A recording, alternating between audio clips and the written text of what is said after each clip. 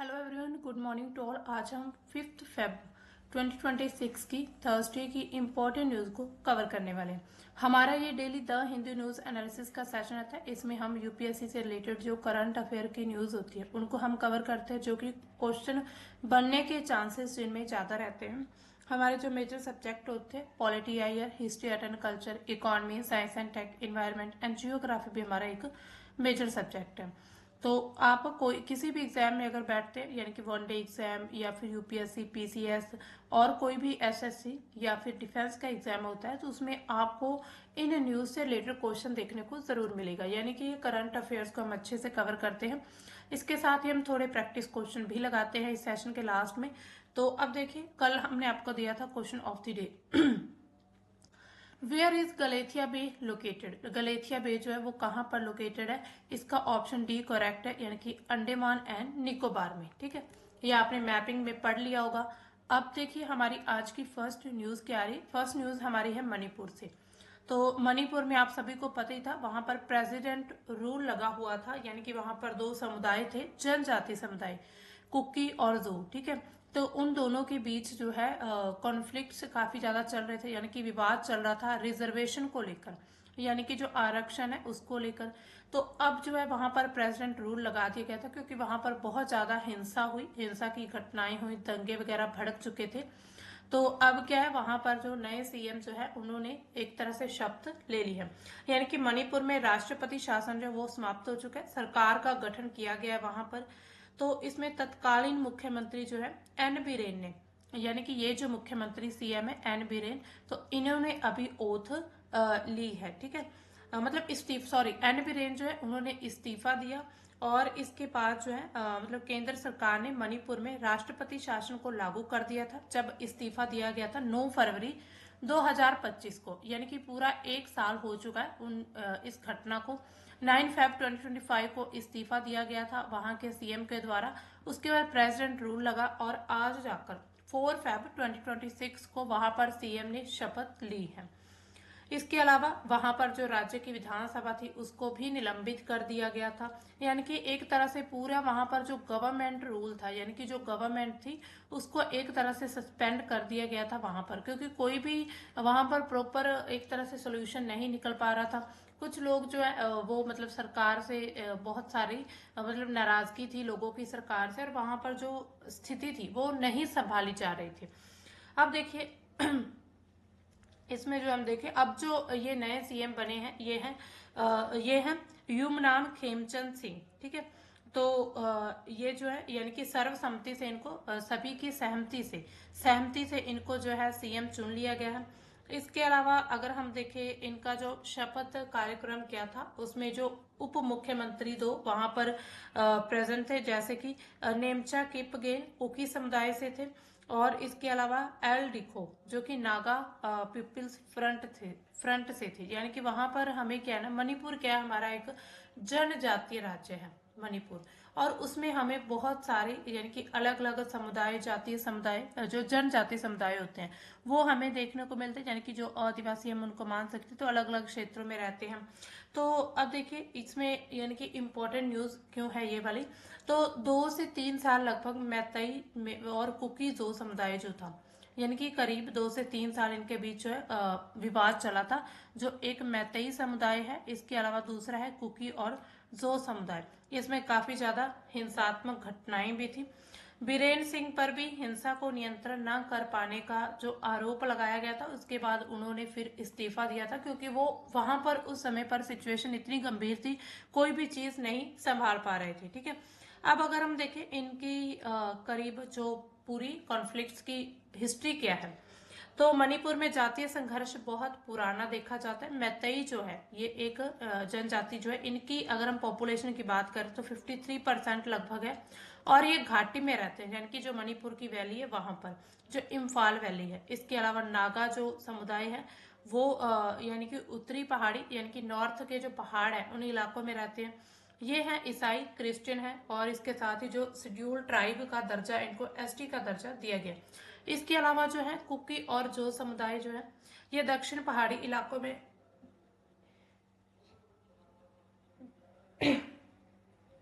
Cookie और जो है ये दक्षिण पहाड़ी इलाकों में रहते थे और ये भी जो है क्रिश्चियन है, इनको भी एसटी का दर्जा दिया गया। तो तीनों समुदायों के बीच संसाधन को लेकर, पहचान को लेकर, इसके अलावा राजनीतिक प्रतिनिधित्व को लेकर, आरक्षण को लेकर काफी लंबे समय से तनाव रहा है। मणिपुर का अगर हम कुल क्षेत्रफल देखें तो उसमें से घाटी सिर्फ 10% ही है, लेकिन वहां पर आबादी का बहुत बड़ा हिस्सा वहीं पर रहता है, जबकि पहाड़ जो वो 90% क्षेत्र में फैले और वहां पर जो पॉपुलेशन है बहुत कम गिनती में रहती है। इसके अलावा अगर हम देखें इसको तो 1940 के दशक में जो है भारत में मणिपुर को विलय कर दिया गया था। इसके अलावा 1960 से 1980 के बीच वहां पर उग्रवादी समूहों का भी उदय हुआ था। इसके अलावा 2012 से जो है मैतई उनको एसटी का दर्जा दिया जा चुका है, यानी कि मांग उनकी शुरू हो चुकी थी कि उनको एसटी शेड्यूल ट्राइब का दर्जा दिया जाए। इसके अलावा मैतई कुकी जो है वहां पर जातीय हिंसा काफी इन दोनों के बीच, समुदायों के बीच हुई थी। मतलब करीब 60,000 से ज्यादा लोग जो है वो विस्थापित हो चुके थे, यानी कि उन्होंने अपना घर बार छोड़ दिया था, वहां पर एक तरह से माइग्रेट बन चुके थे। इसके अलावा वहां पर करीब 300 से ज्यादा जो है लोगों की मौतें हो चुकी थी, यानी कि वहां पर आप देखिए ट्राइब्स की जो पॉपुलेशन है वो पहले ही नॉर्मल लोगों से मतलब पॉपुलेशन कम रहती है, तो अब ऐसे में जब इतनी मौत हो जाएगी तो इट मीन्स कि उनकी पॉपुलेशन लगातार कम हो रही है। इसी तरह 2025 में जो वहां पर राष्ट्रपति शासन लगाया गया था।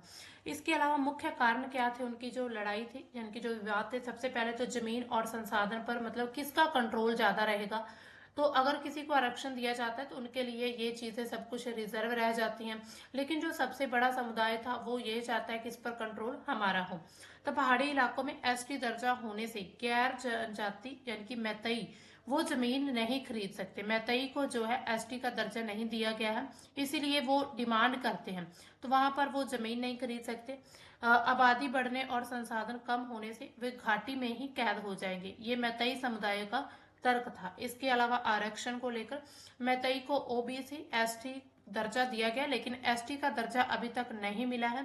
सरकारी नौकरियों में, शिक्षा में इनको लाभ बहुत कम होता है। इसके अलावा विकास में असमानता होगी, यानी कि घाटी जो है वहां पर बहुत ज्यादा सुविधाएं रहेंगी, जो एसटी ट्राइब्स रहती हैं उनको सुविधाएं ज्यादा दी जाती हैं, और जो दूसरी ओबीसी एससी ट्राइब्स होती है उनको सुविधाएं कम मिलती हैं।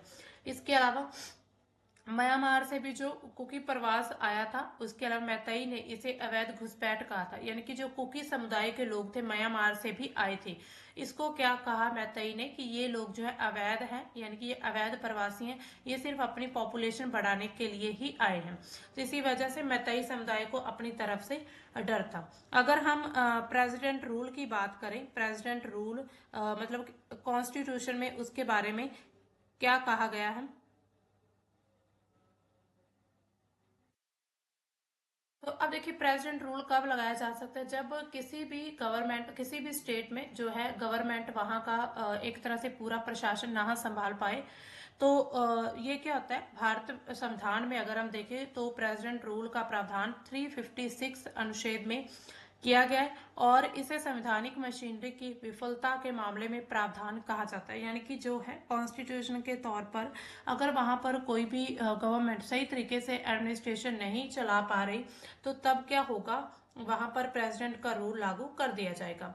तो 356 आर्टिकल क्या कहता है कि राष्ट्रपति को जब यह संतुष्टि हो जाती है कि किसी राज्य में यदि ऐसी स्थिति बन गई जिसमें राज्य सरकार जो है वो उस चीज को नहीं संभाल पा रही, यानी कि जो मतलब राज्य सरकार है वो वहां के प्रशासन को, वहां की नीतियों को संविधान के अकॉर्डिंग नहीं संभाल पा रही, तो तब ऐसी सिचुएशन बन जाती है, तो राष्ट्रपति जो है उद्घोषणा करके अपनी जो राष्ट्रपति शासन लागू कर देता है।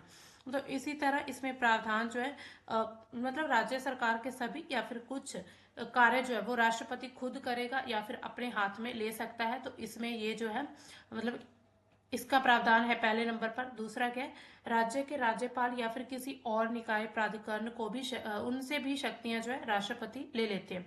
यानी कि अगर हम राज्यपाल की बात करें और जो भी वहां पर संगठन या फिर जो भी समुदाय बनाए जाते हैं, जो भी प्राधिकरण होते हैं, तो उनसे भी जो है शक्तियां वापस ली जा सकती है। राज्य विधानमंडल की शक्तियां वो पूरी तरह से संसद के पास चली जाती हैं, और आवश्यक आगसीमक और परिणामी प्रावधान ही इसमें किए जाते हैं। इसकी अवधि क्या रहती है? उद्घोषणा, मान लीजिए आज राष्ट्रपति ने उद्घोषणा अनाउंस कर दिया तो 2 महीने के अंदर क्या होगा, दोनों सदनों को साधारण बहुमत से इसको जो है एक तरह से मंजूरी देनी होती है, और उसके बाद 6 महीने तक ये चलता है जब मंजूरी मिल जाती है राष्ट्रपति शासन को। फिर मंजूरी जो है, संसद की मंजूरी अगर मिलती रहे तो हर 6 महीने बाद इसको बढ़ाया भी जा सकता है। और मैक्सिमम टाइम क्या रहता है, 3 वर्ष तक लगातार किसी एक स्टेट में जो है वहां पर प्रेसिडेंट रूल लगाया जा सकता है, इससे ज्यादा नहीं। अगर लोकसभा भंग हो जाए तो राज्यसभा की मंजूरी पर्याप्त होती है, लेकिन 30 दिनों के अंदर फिर नई लोकसभा के द्वारा भी अनुमोदन मिलना जरूरी होता है। ठीक है, तो ये सब जो है इसी तरह मतलब प्रावधान किए गए हमारे संविधान में। तो उसके तहत वहां पर जो प्रेसिडेंट रूल है अब उसको हटा दिया गया है। अब चलते हैं हमारी नेक्स्ट न्यूज की तरफ। नेक्स्ट न्यूज हमारी क्या आ रही है, agriculture and dairy sectors protected in India US trade deal, Goyal tells parliament. यानी कि गोयल जो है उन्होंने पार्लियामेंट को क्या बताया कि एग्रीकल्चर और डेयरी सेक्टर जो है उनको इंडिया यूएस ट्रेड डील में पूरी तरह से सुरक्षित रखा गया। यानी कि कुछ जो विपक्ष है या फिर आलोचक है उनका क्या कहना है कि जो अभी इंडिया और यूएस की ट्रेड डील हुई है उसमें किसानों को काफी नुकसान होने वाला है, यानी कि उनके हितों को ध्यान में नहीं रखा गया। तो इस पर यह बयान आया है पीयूष गोयल का, जो हमारे यूनियन कॉमर्स मिनिस्टर हैं, यानी कि केंद्रीय वाणिज्य और उद्योग मंत्री, उनके द्वारा ये घोषणा की गई है। इसके अलावा उन्होंने क्या कहा कि भारत और अमेरिका के बीच लगभग 1 साल जो है विभिन्न सत्रों पर बात जो है वो की गई, यानी कि अलग अलग जो वार्ताएं हुई थी वो भारत और अमेरिका के बीच चल रही थी, और इन वार्ताओं को ध्यान में रखकर, यानी कि इसमें सभी के हितों को ध्यान में रखकर ही फैसला लिया गया है। इसके अलावा दोनों देशों ने संतुलित एक रुख अपनाया है, और मतलब बैलेंस्ड और बेनिफिशियल जो चीज रहने वाली है उस चीज पर सहमति बनाई है। इसके अलावा जो यहाँ पर बात की गई है कृषि की, और जो डेयरी उत्पाद रहते हैं हमारे, फूड जो हमारा रहता है, इसके अलावा फर्टिलाइजर जैसे जितने भी सेंसिटिव सेक्टर है उसमें भारत के हितों की रक्षा पूरी तरह से की गई है।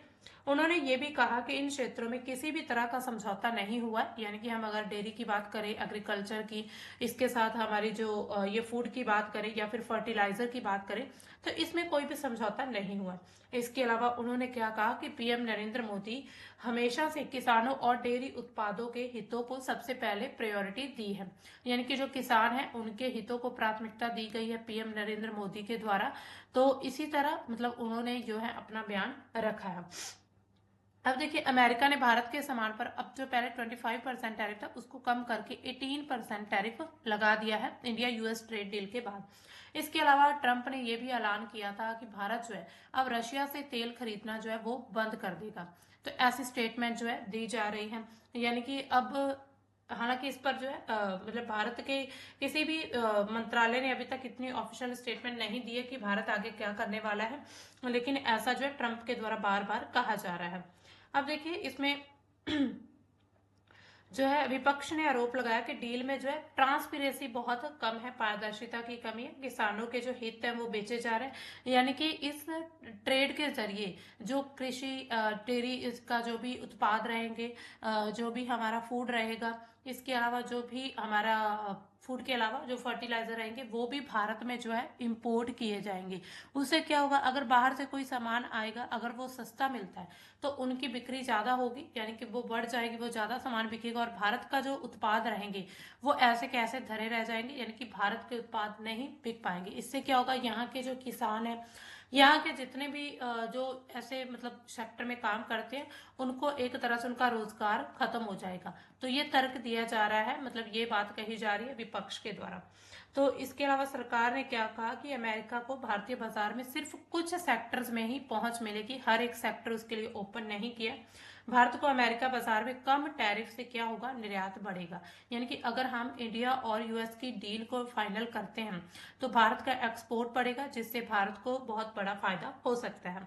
तो इसी तरह मतलब ये आरोप भी लगाया जा रहा है। इसके अलावा किसान संगठनों का भी यही कहना है कि ये जो डील है ये बहुत ही मतलब गलत तरीके से की गई है, इसमें किसानों के हितों को बिल्कुल ही खत्म मतलब दरकिनार कर दिया गया है, और उन्हें डर है कि भविष्य में कोई और भी छुपा हुआ ऐसा प्रावधान हो सकता है तो किसानों को आंदोलन जो है फिर से करना पड़ सकता है।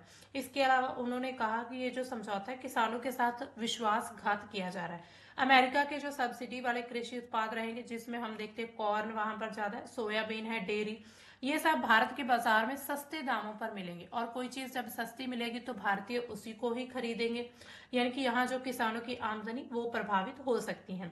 तो इसी तरह बहुत मतलब बड़ा मुद्दा ये बना हुआ है अभी तक इंडिया और यूएस ट्रेड डील का। ठीक है, अब चलते हैं हमारी नेक्स्ट न्यूज की तरफ। हमारी नेक्स्ट न्यूज क्या कहती है? Indian cities could see far higher temperature rise than projected says study. यानी कि जो इंडियन सिटीज है, यानी कि एक अध्ययन किया गया जिसमें भारतीय शहरों में तापमान में अनुमान से, यानी कि जो एस्टिमेट लगाया गया उससे कहीं ज्यादा वृद्धि हुई है भारतीय जो शहर है उनके तापमान में।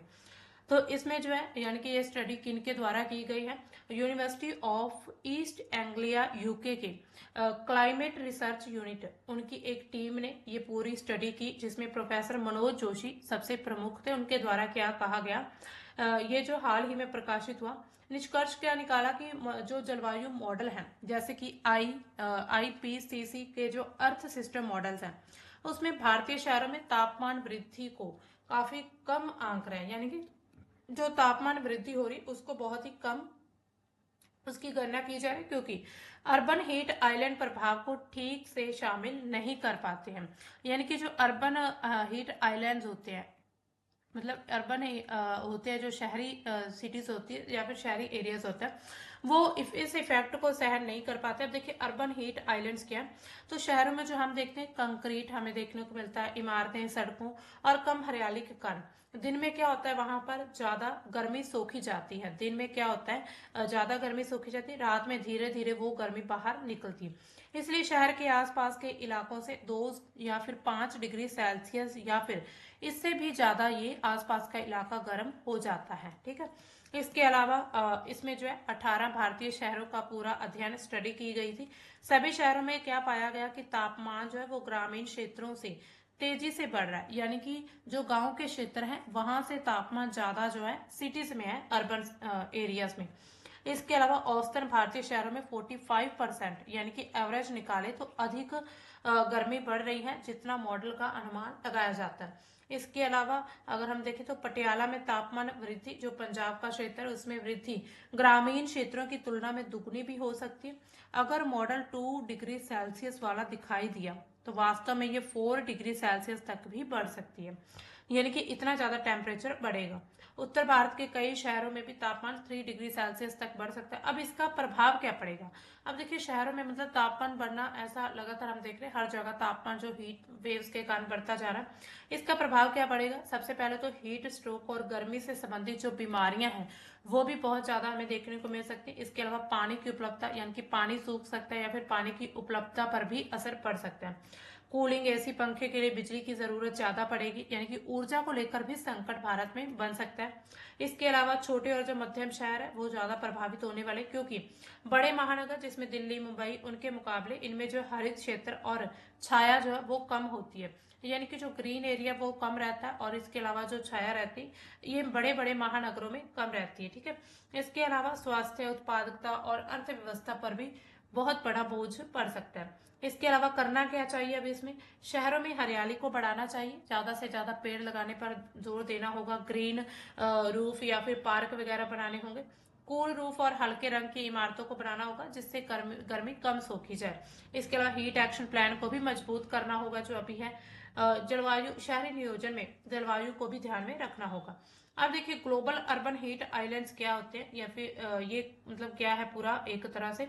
अर्बन हीट आइलैंड्स क्या होते हैं कि जो हम देखते हैं शहरों में हमें ये सब हमने कर लिया कि जो भी कंक्रीट या फिर बहुत कुछ वहां पर कम हरियाली रहती है शहरों में। हमें पता है कि जो इमारतें रहती है वहां पर फिर पेड़ कम होते, काट दिए जाते हैं। पार्क और जो खुला एरिया हमें कम देखने को मिलता है। उससे क्या होता है कि सूरज की गर्मी ज्यादा सोखी जाती है और वहां पर जो तापमान लगातार बढ़ता जाता है, यानी कि दिन में तो इतनी गर्मी नहीं होती लेकिन रात में वो गर्मी धीरे धीरे बाहर निकलती है, जिसके कारण पूरे आसपास का एरिया पूरा एक तरह से बहुत ज्यादा गर्म हो जाता है। ठीक है, तो इसी तरह ये जो न्यूज है हमारी, अभी तक ये अनुमान लगाया गया है स्टडी में ऐसा हो सकता है। अब चलते हैं हमारी नेक्स्ट न्यूज। ये हमारा एडिटोरियल है, the US trade deal gains from economic diplomacy, यानी कि जो यूएस ट्रेड डील है, ये एक तरह से आर्थिक कूटनीति से होने वाला लाभ है भारत के लिए। तो 2026 में भारत अमेरिका के बीच अभी हाल ही में जो इंडिया और यूएस की ट्रेड डील समझौता हो रहा है, उस पर ये पूरा एडिटोरियल जो है ये उस पर ही केंद्रित है। ठीक है, इसमें क्या है, 50% टैरिफ से कम होकर ये 18% टैरिफ कर दिया गया है अमेरिका के द्वारा। अब देखिए, ये समझौता मोदी जी के उस सोच का प्रतीक माना जा रहा है जिसमें भारत को एक आत्मविश्वासी, इसके अलावा विकल्पों से भरपूर, यानी कि भारत के पास बहुत सारे जो है ऑप्शंस हैं और विकल्पों से भरपूर और वैश्विक स्तर पर प्रभावशाली शक्ति के रूप में स्थापित किया जाता है। भारत अब किसी भी सौदे में शर्तें तय करने के लिहाज से बेहतर स्थिति में, यानी कि भारत भी अब जो है वो खुद से अपनी शर्तें तय कर सकता है, इस पूरे एडिटोरियल में कहा गया है। तो पहले यूरोपीय संघ के साथ हमारा जो मुक्त व्यापार समझौता हुआ, फ्री ट्रेड एग्रीमेंट, उसके बाद कुछ दिनों बाद ही हमने जो है यूएसए के साथ अभी समझौता किया और ये बहुत बढ़िया अचीवमेंट इनको माना जा रहा है उनके लिए। यानी कि अगर हम देखें उनके लिए या फिर हमारे लिए, तो एक न्यू ईयर की जो शुरुआत इससे अच्छी नहीं हो सकती, खास तौर पर तब जब पिछला साल हमारा जो था वो कूटनीतिक तनाव से भरा हुआ था। ऑपरेशन सिंदूर के दौरान युद्ध की आशंका बनी हुई थी और जो अमेरिका के साथ हमारे रिश्ते, मतलब रिश्ते बहुत खत्म हो रहे थे। एक तरह से रिश्तों में कड़वाहट आ रही थी अमेरिका के साथ, क्योंकि हमारा जो रशिया रूस के साथ हमारा व्यापार चल रहा था। इसके अलावा अमेरिका के द्वारा भारतीय वस्तुओं पर 50% टैरिफ को घटाकर 18% करने का जो निर्णय है, ये एक आर्थिक राहत नहीं है, बल्कि ये मोदी की विदेश नीति भी दिखाता है, यानी कि हमारी जो विदेश नीति किस तरह से है। जब तमाम विश्लेषक ये मान बैठे हैं कि ट्रंप 2.0 के दौर में भी भारत को लगातार दबाव या फिर भारत को अपमान झेलना पड़ेगा, उसी दौरान मोदी ने धैर्य, रणनीति, आत्मविश्वास के साथ पूरी स्थिति को जो है पलट दिया। तो ये जो समझौता क्या दर्शाता है कि भारत अब वैश्विक राजनीति में भी प्रतिक्रिया देने वाला नहीं है, बल्कि एक दिशा तय करने वाला, यानी कि भारत अब खुद से अपनी शर्तें तय कर सकता है। अगर देखा जाए तो मोदी ने वह कर दिखाया जो तमाम पूरे विश्व के नेता नहीं कर पाए, तो ये एडिटोरियल में कहा गया है। इसके अलावा इसको the art of the deal या फिर the mother of all deals भी इसको कहा जा रहा है, इंडिया और यूएस ट्रेड डील को। इसके अलावा जो टैरिफ कटौती, उसके बीच ट्रंप ने एक तरफा दावे भी किए हैं वहां पर, यानी कि जो टैरिफ में कटौती हुई है उसमें एक तरफा दावे भी हमें देखने को मिले, जैसे कि भारत रूसी तेल की खरीद को पूरी तरह से बंद कर देना। तो ये उन्होंने सिर्फ दावा किया, भारत ने ऐसा कोई दावा नहीं किया। भारत अमेरिकी उत्पादों की 500 अरब डॉलर की खरीद करेगा और अमेरिकी वस्तुओं पर सभी टैरिफ और गैर टैरिफ शून्य कर देगा।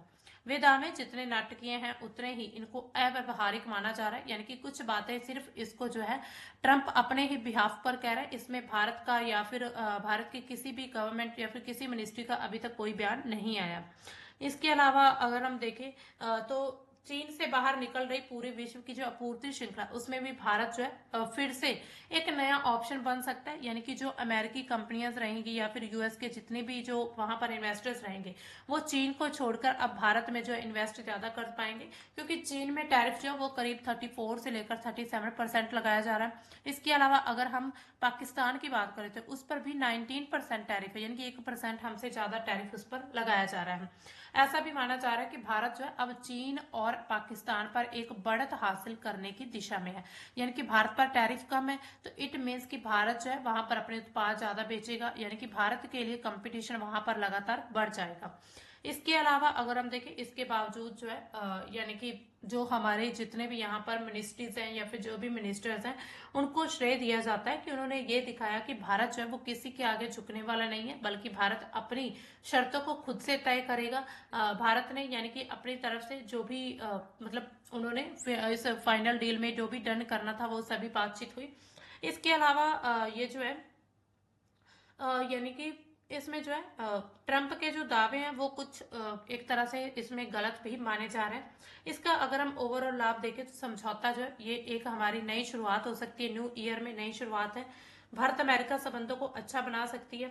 इसके अलावा आर्थिक कूटनीतिक से लाभ, आर्थिक राहत मिलेगा, जैसे कि निर्यात को बढ़ावा देना, पूरे विश्व में एक तरह से बाजार में पहुंच मिलना, रणनीतिक मजबूती, जैसे कि चीन के खिलाफ हमारा संतुलन बना हुआ है, पूरे विश्व का प्रभाव, और भारत की जो मेक इन इंडिया पहल है उसको भी बढ़ावा देने वाला है। कुल मिलाकर अगर हम देखें तो एडिटोरियल थोड़ा सा होपफुली है, यानी कि होप दिखाता है, उम्मीद भारत के लिए। और अभी भी वहां हमें जो है अलर्ट रहने की जरूरत है, जैसे कि जो हमारे मतलब कि पीएम नरेंद्र मोदी है उनके लिए जो ट्रंप के लगातार बयान आ रहे हैं उसको लेकर। ठीक है, अब चलते हैं हमारी नेक्स्ट न्यूज की तरफ। हमारी नेक्स्ट न्यूज क्या कह रही है?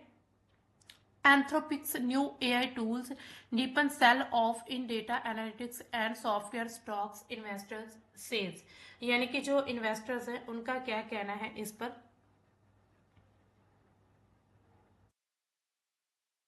उन्होंने कहा है कि जो न्यू एआई टूल है वो अपना डेटा जो है एक तरह से उसमें डेटा की जो बिक्री है यानी कि वो और ज्यादा तेज हो गई है। ठीक है, तो इसमें क्या है, यानी कि जो एंथ्रोपिक नाम की एक एआई कंपनी है, यानी कि एआई टूल बनाए गए हैं जो एंथ्रोपिक नाम की कंपनी के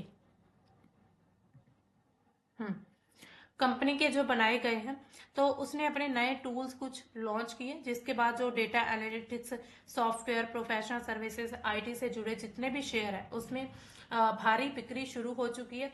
इसके अलावा हुआ क्या है, तो 31 जनवरी 2026 को एंथ्रोपिक ने अपने एक क्लाउड कोवर्क नाम का एक टूल लॉन्च किया था।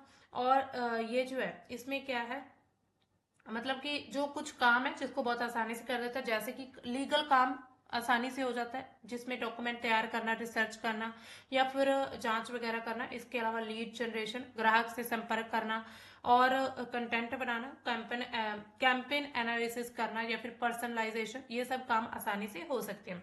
तो सबसे महत्वपूर्ण बात क्या, यहाँ पर एंथ्रोपिक ने इन प्लग इन्स को गिट हब पर ओपन सोर्स कर दिया है, यानी कि गिट हब पर, यानी कि कोई भी कंपनी या फिर डेवलपर इन्हें मुफ्त में इस्तेमाल कर सकता है या फिर इसका जो कस्टमाइज किया जा सकता है।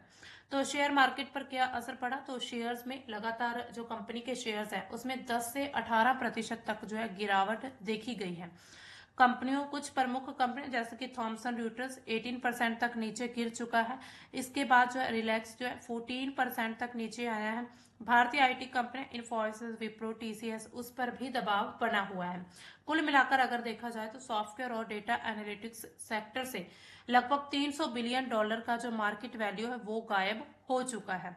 हो सकता है ये सिर्फ एक तरह से कुछ एक रणनीति बनाई गई हो, ऐसे मतलब कि पैसे को या फिर एक तरह से पूरे मनी को जो है गायब करने की। इसके अलावा मुख्य कारण क्या है, निवेशक इसमें डरे क्यों हैं, क्योंकि एआई अब सहायक नहीं है बल्कि रिप्लेसमेंट बन रहा है। यानी कि एआई क्या अब हर तरह के काम कर रहा है, जैसे कि लीगल वर्क कर रहा है, हर काम खुद से कर रहा है, डॉक्यूमेंटेशन। पहले लोग सोचते थे कि एआई कंपनियों की मदद करेगा, अब लग रहा है कि एआई कंपनियों की जरूरत ही खत्म कर रहा है। इसके अलावा अगर कोई कंपनी क्लाउड को वर्क जैसे टूल के सारा काम लेती है तो उसे महंगे सॉफ्टवेयर की जरूरत नहीं पड़ेगी। इसके अलावा कंपनियां एआई की मदद से कर्मचारी, सॉफ्टवेयर लाइसेंस की संख्या कम कर सकती है, जिससे इन सेक्टर्स की जो कमाई है वो बढ़ जाए, यानी कि घट सकती है। इसके अलावा भारत की आईटी जो हमारी टीसीएस कंपनियां हैं, हमारी जो इन्फोसिस कंपनी है, विप्रो भी हमारी एक कंपनी है, ग्लोबल क्लाइंट्स के लिए सॉफ्टवेयर सर्विसेज देती है। अगर क्लाइंट्स खुद एआई टूल से काम करने लगे तो उनकी डिमांड भी कम हो सकती है। इसके अलावा जेफरीज के जो वहां पर विश्लेषक, उन्होंने क्या कहा कि सेंटिमेंट पूरी तरह बदल गया। पहले क्या लगता था कि एआई हेल्प करने वाला, लेकिन अब जो एआई जो है ह्यूमन बींग्स को एक तरह से रिप्लेस करने वाला है। तो इसी तरह एआई के तेज विकास के लेकर ये एक न्यूज है, यानी कि जितना ज्यादा डेवलपमेंट हम कर रहे हैं एआई के क्षेत्र में, डिजिटल या फिर टेक्नोलॉजी के क्षेत्र में, उतना ही हम जो है वो पीछे जाने वाले हैं। यानी कि भारतीय, यानी कि मनुष्यों को, ह्यूमन बींग्स को इससे ज्यादा नुकसान देखने को मिलेगा, क्योंकि एआई हर एक वो काम कर पाएगा जो है ह्यूमन बींग्स करते हैं। ठीक है, तो ये थी हमारी आज की इंपॉर्टेंट न्यूज। तो अब देखिए हम आपके लिए प्रैक्टिस क्वेश्चन लेकर आए और आपके लिए एक क्वेश्चन ऑफ द डे भी रहेगा। तो निम्नलिखित में से कौन से कानून मजदूरी संहिता 2019 के तहत शामिल किए गए थे? पहला मजदूरी भुगतान अधिनियम 1936, दूसरा न्यूनतम मजदूरी अधिनियम 1948, तीसरा बोनस भुगतान अधिनियम 1965, चौथा कर्मचारी भविष्य निधि अधिनियम 1952। तो इसमें जो है हमारा ए ऑप्शन करेक्ट रहने वाला है, पहला, दूसरा एंड तीसरा। सिर्फ तीन जो अधिनियम है इनको मजदूरी संहिता यानी कि जो हमारे लेबर कोड 2019 के तहत इनको शामिल किया गया है। ये ऑप्शन सही। आप यहाँ पर इसकी जो एक्सप्लेनेशन पढ़ सकते हैं, पूरी यहाँ पर एक तरह से एक्सप्लेन किया गया है। ठीक है, नेक्स्ट क्वेश्चन, 16वें वित्त आयोग के संबंध में कथनों पर विचार करें। पहला कथन है, केंद्रीय करों के विभाज्य पूल में राज्यों की हिस्सेदारी को 41% तक रखा गया। उपकर और अधिभार केंद्रीय करों के विभाज्य पूल का हिस्सा होते हैं। 16वें वित्त आयोग की सिफारिशों की जो एक टेन्योर है, टाइम पीरियड 2026 से 31 साल तक है। तो ऑप्शन बताना है कौन सा इसमें सही है। तो इसमें जो पहला एंड तीसरा दोनों ही सही है, दूसरा इसमें रॉन्ग है, यानी कि ए ऑप्शन करेक्ट है हमारा। ठीक है, दूसरा रॉन्ग क्यों है? जो केंद्रीय कर होते हैं उनके विभाजक कोष में उपकर और अधिभार शामिल नहीं होते, क्योंकि इन्हें राज्यों के साथ साझा नहीं करते, इसलिए इनके बढ़ते उपयोग से राज्यों को मिलने वाले कर वितरण की राशि कम हो जाती है। नेक्स्ट, माहवारी स्वास्थ्य और स्वच्छता 2026 में सर्वोच्च न्यायालय के निर्णय के संदर्भ में हमने एक न्यूज कवर की थी इससे रिलेटेड।